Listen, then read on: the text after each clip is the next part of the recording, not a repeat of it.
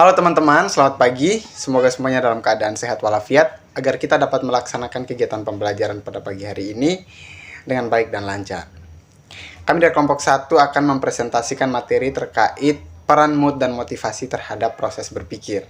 Tapi sebelum kita lanjut pada materinya, izinkan kami memperkenalkan diri. Kelompok 1 dan anggota yang pertama ada saya sendiri, Fidelis Barokaleka, ada Halimanto Soter Aprilio Parera, ada Cecilia Farenlidima, ada Theodorus Virgilius Dwi Putra, ada Desnawati Haning, Yustri Sanak, Dapris Banoet, Frederico Abatan.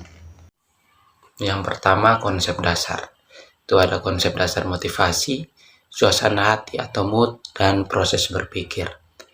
Yang pertama, motivasi.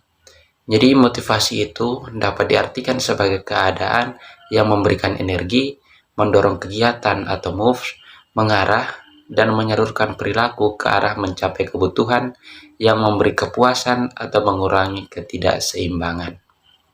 Yang kedua ada suasana hati atau mood.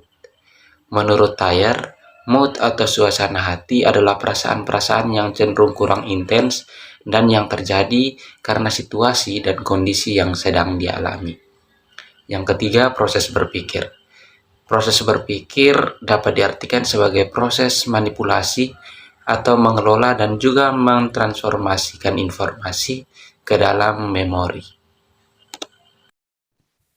Motivasi dan proses berpikir. Motivasi adalah dorongan untuk melakukan sesuatu, termasuk aktivitas berpikir. Meskipun aktivitas berpikir banyak kali terjadi secara spontan tanpa disadari, tetapi dalam proses pengolahan informasi, terutama dalam proses belajar dan bekerja, motivasi memiliki peran yang besar. Bekerja dan belajar adalah bagian dari proses berpikir. Motivasi juga merupakan hal yang pokok dalam melakukan kegiatan belajar dan bekerja, sehingga tanpa motivasi, seseorang tidak akan melakukan kegiatan tersebut. Motivasi sebagai penggerak seseorang untuk melakukan suatu hal untuk tujuan yang dikehendaki. Bermula dari motivasi, seseorang memiliki semangat untuk menjadi lebih baik dari kegiatan bekerja dan belajar tersebut. Baik, materi selanjutnya mood terhadap pemikiran. Yang pertama ada kesesuaian dengan suasana hati atau mood kongruen. Kesesuaian dengan suasana hati menggambarkan gejala bahwa orang lebih mampu mengingat informasi yang cocok dengan keadaan emosinya pada saat mereka mempelajari materi tersebut. Jadi seseorang akan lebih mampu berpikir atau menangkap informasi pada saat cocok dengan keadaan emosinya. Yang kedua ada ketergantungan dengan kondisi suasana hati atau mood state dependent. Nah, ketergantungan dengan suasana hati menggambarkan bahwa materi yang dipelajari dalam suatu suasana hati tertentu akan diingat kembali atau recall atau dikenali lagi lebih baik ketika seseorang dites dalam keadaan emosi yang sama dengan suasana hati saat belajar. Jadi seseorang akan mudah mengingat informasi atau lebih mudah berpikir pada saat dia mengalami emosi yang sama dengan pada saat dia sementara belajar. Next. Ya, baik, yang berikut adalah sumber daya kognitif. Sumber daya kognitif adalah kemampuan untuk secara lebih dapat mempresentasikan dunia dan melakukan operasi logis dalam representasi konsep yang berdasar pada kenyataan. Nah, teori ini membahas munculnya dan diperolehnya skema tentang bagaimana seseorang mempresentasikan lingkungannya dalam tahapan-tahapan perkembangan saat seseorang memperoleh cara baru dalam mempresentasikan informasi secara mental.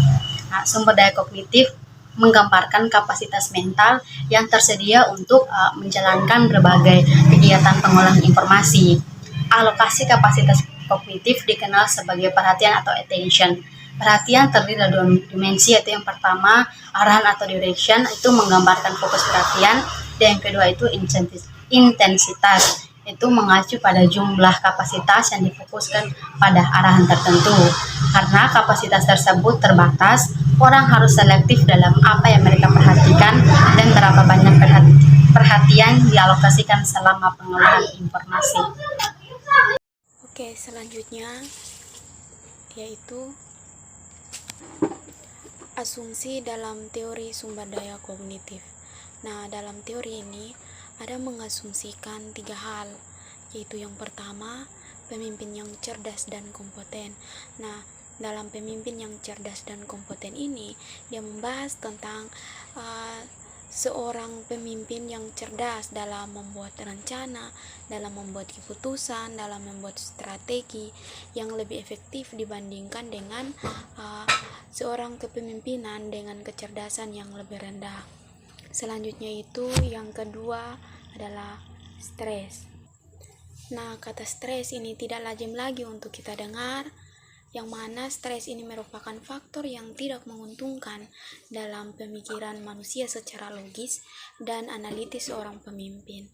Nah, stres ini menurunkan rasionalitas, tetapi efek stres ini bisa diatasi dengan pengalaman dan kecerdasan seseorang pemimpin. Yang ketiga yaitu perilaku direktif.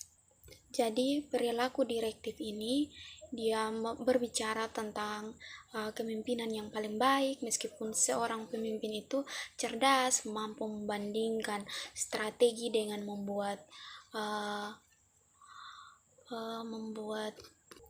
keputusan yang lebih baik, mereka tidak akan menerima manfaat dari kecerdasan ini kecuali dengan menjalankan kepemimpinan direktif atau kepemimpinan yang mampu mengarahkan dan mampu mengkomunikasikan kepada anggota dan kepada kelompok apa yang harus mereka kerjakan.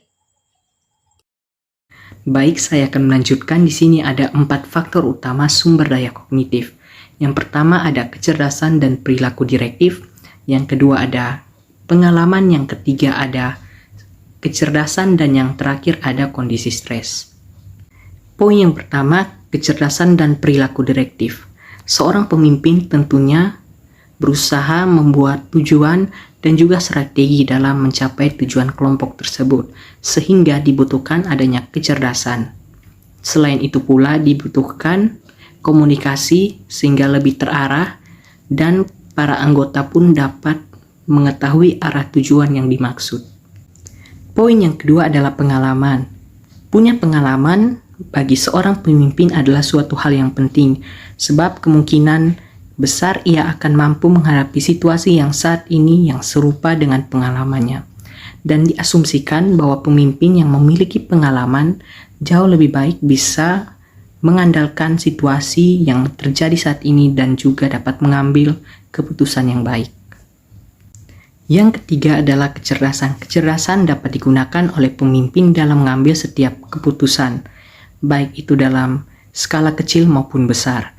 Yang keempat adalah kondisi stres. Kondisi stres dalam kinerja dapat menghambat kecerdasan sehingga dapat mengambil salah langkah dalam pengambilan keputusan seorang pemimpin. Jika seorang pemimpin memiliki kecerdasan yang baik, dia mampu meminimalisasi kondisi stres dalam dirinya sehingga pengambilan keputusan dapat berjalan dengan baik. Sekian dari saya, terima kasih. Baik, terima kasih untuk teman-teman pemateri yang sudah menyampaikan materinya dengan baik. Jadi, mood dan motivasi itu memiliki peranan yang sangat penting dalam proses berpikir. Oleh sebab itu, menjadi sangat penting untuk kita, terutama untuk mahasiswa dan pelajar, untuk memiliki mood yang atau suasana hati yang positif dan memiliki motivasi agar kita dapat berpikir dengan baik dan jernih. Oleh sebab itu sangat penting bagi kita sebagai mahasiswa untuk meningkatkan mood atau memiliki suasana hati yang positif dan semangat atau motivasi agar kita dapat meningkatkan prestasi belajar kita. Oke, dengan demikian berakhirlah penjelasan dari kelompok 1 sudah selesai dan terima kasih.